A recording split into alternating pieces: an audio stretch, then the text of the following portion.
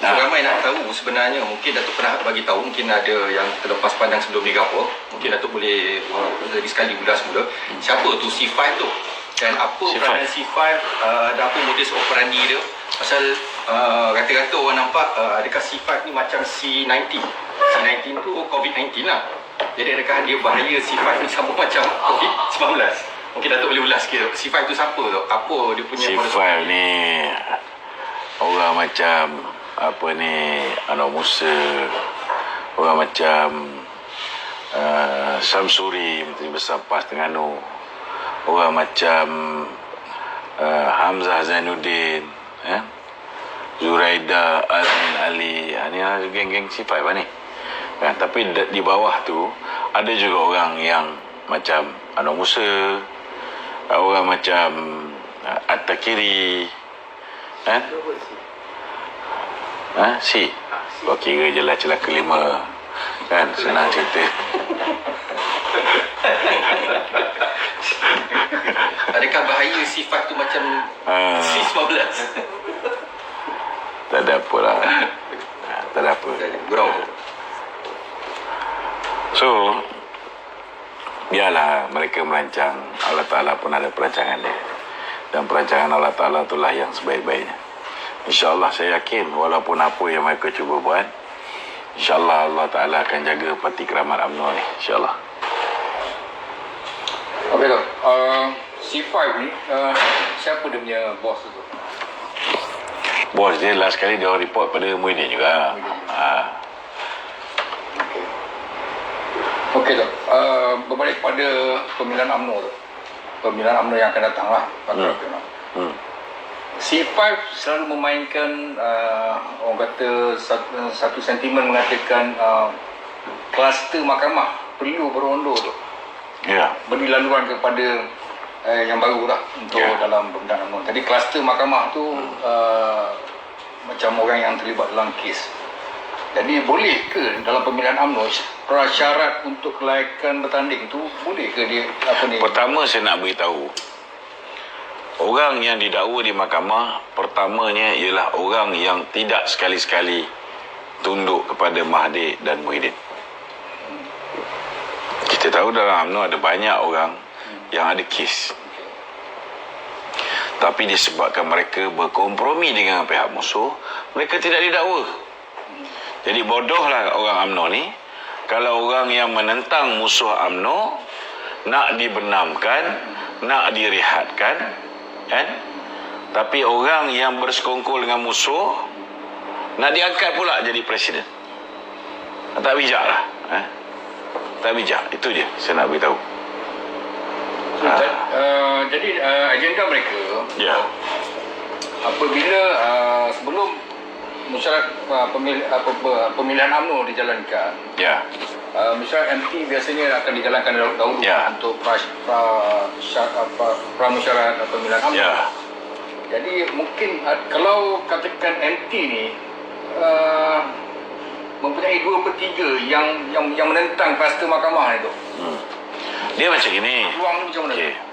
Dalam perlembagaan parti UMNO sudah dinyatakan dengan jelas, dalam ROS punya undang-undang pun, dalam pendaftaran pertubuhan mengatakan seseorang yang didapati bersalah dan telah merayu setelah selesai proses rayuan dia.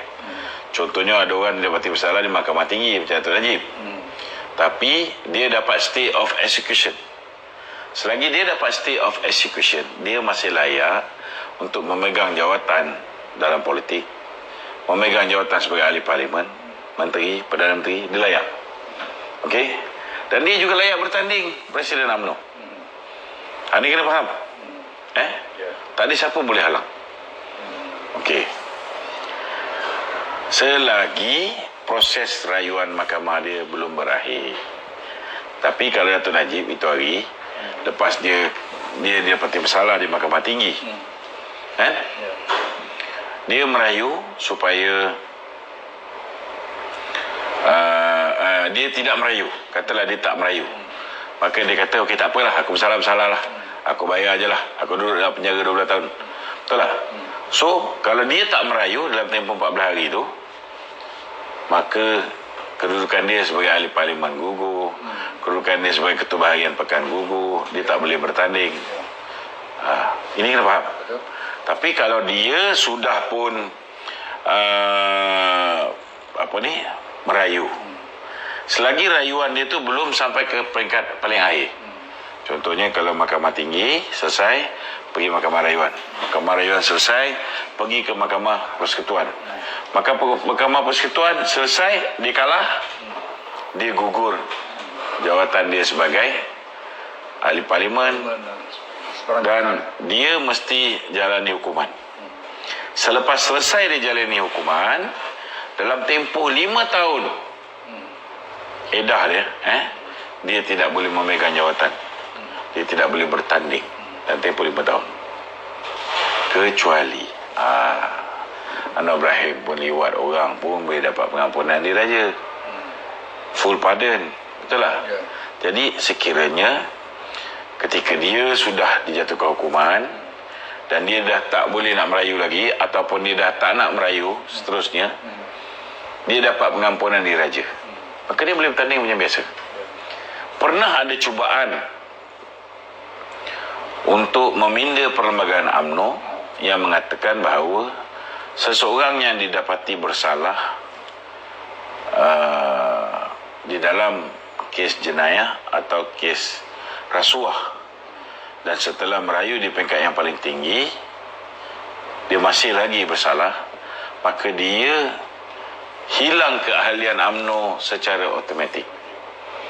Ini pernah nak dibentangkan, saya tentang habis-habisan. Alhamdulillah, fasal ini digugurkan. Kalau fasal ini tak digugurkan, apa akan berlaku? Apa akan berlaku? Maknanya bila Datuk Najib didapati bersalah di peringkat mahkamah tertinggi dan tak boleh merayu, dia secara automatik bukan lagi ahli UMNO. Bila dia bukan lagi ahli UMNO, kalau dia dapat pengampunan diraja pun lepas ni, dia tak boleh bertanding Presiden UMNO. Berbanding dengan Anwar Ibrahim. Anwar Ibrahim, dia dah didapati bersalah oleh Mahkamah Persekutuan pun, dia masih dikekalkan sebagai Ketua Umum PKR. Ini masalah dia. Kan? Dan bila dia menang pilihan raya, parti dia menang pilihan raya, mereka ni memohon full pardon. Dia boleh bertanding jawatan Presiden UMNO dan Presiden PKR, dan dia juga boleh bertanding pilihan raya. Tapi kalau itu hari kita tak tentang, apa akan berlaku? Datuk Najib dia dapat full pardon sekalipun, dia tak boleh jadi Presiden UMNO balik. Dia tak boleh bertanding pilihan raya untuk tempoh 5 tahun selepas selesai menjalankan hukuman penjara. Okey, Dok.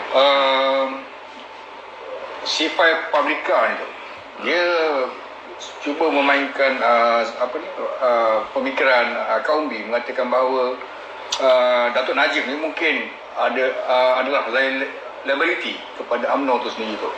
Ini pemikiran bodoh anak Musa je. Tak perlu bimbanglah C5 ni. C5 ni setakat ni segala cadangan-cadangan dia semua backfire balik.